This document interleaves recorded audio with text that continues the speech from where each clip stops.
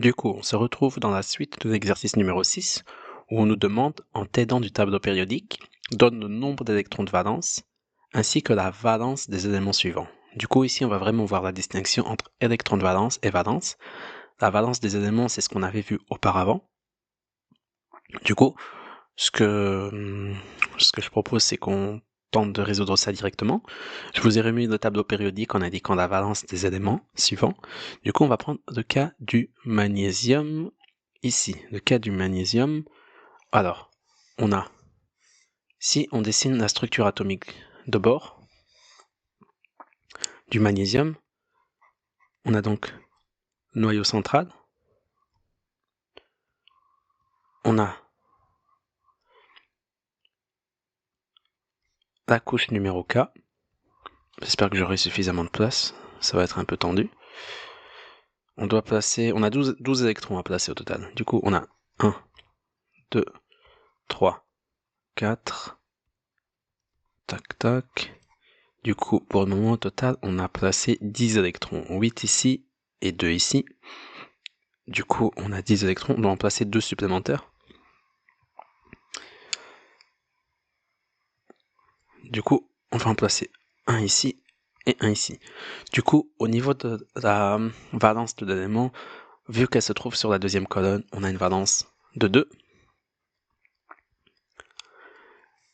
Oups, pardon. Petite erreur. Vu qu'elle se trouve dans la deuxième colonne, on a une valence de 2. On écrit toujours en chiffre romain la valence. Et le nombre d'électrons de valence, c'est le nombre d'électrons qui se trouvent sur la dernière couche électronique, c'est-à-dire cette couche ici, celle que je vais mettre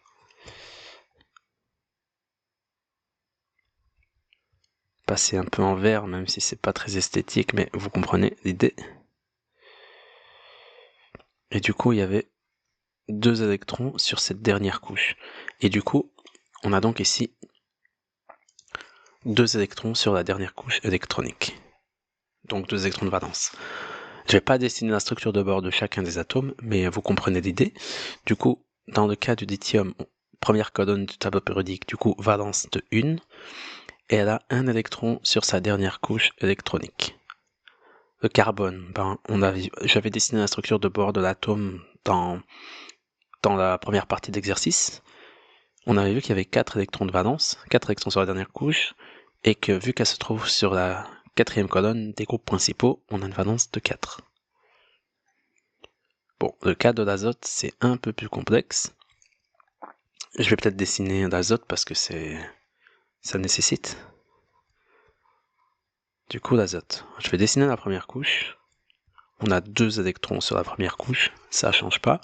Au niveau de sa position, elle se trouve ici, elle a 7 électrons à répartir. Du coup, on en a déjà réparti 2. On doit en répartir 5 supplémentaires.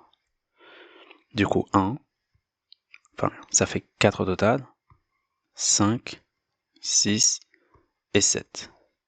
Du coup, ce qu'on remarque, c'est qu'elle a 1, 2, 3, 4, 5 électrons sur sa dernière couche électronique.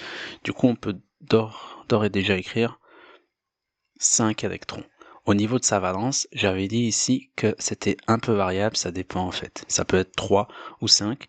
Du coup, on va écrire 3 ou 5, pour être exact. Au niveau de l'oxygène se trouve ici, du coup, une valence de 2. J'avais dessiné la structure atomique de bord dans la première partie d'exercice et on avait vu que l'oxygène a 6 électrons sur sa dernière couche.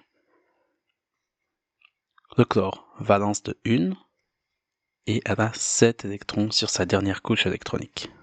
Le néon est un gaz noble, du coup, en fait, sa dernière couche électronique est complète, elle a 8 électrons, et du coup, elle a une valence de 0.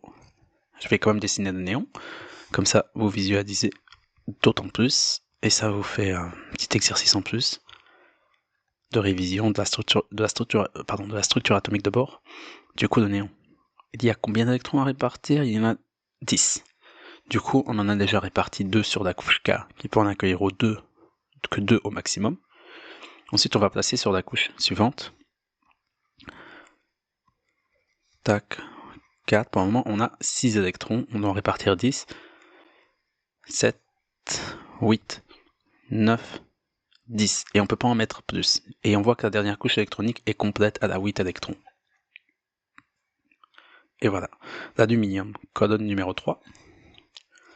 Valence de 3. Et si on dessine la structure atomique de bord, on verra qu'en fait on a 3 électrons de valence.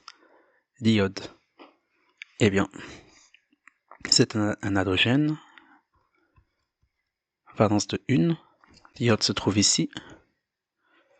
Et au niveau des électrons de valence, c'est comme le chlore. 7. Très bien. Maintenant, le phosphore.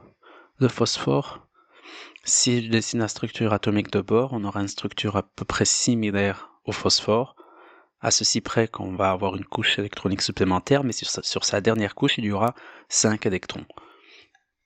Du coup, 5 électrons, et au niveau de la valence, ça peut être 3 ou 5, mais dans le cas du phosphore, c'est majoritairement 5, mais retenez qu'il peut être 3. Alors que ici, dans le cas de l'azote, c'est majoritairement 3, mais ça peut être 5 parfois. Et on va terminer avec l'hélium, qui a 2 électrons sur sa dernière couche électronique. Mais vu que c'est un gaz noble, sa dernière couche K est complète, du coup, on aura une valence de 0. Du coup, voilà, j'espère que cet exercice vous aura aidé à voir clair entre valence d'un atome et électron de valence de l'atome. Il faut bien faire la distinction. Et on se retrouve pour l'exercice suivant. Du coup, n'hésitez pas à laisser un commentaire, à mettre un like et à vous abonner, ça aidera ma chaîne à grandir. Merci, à bientôt.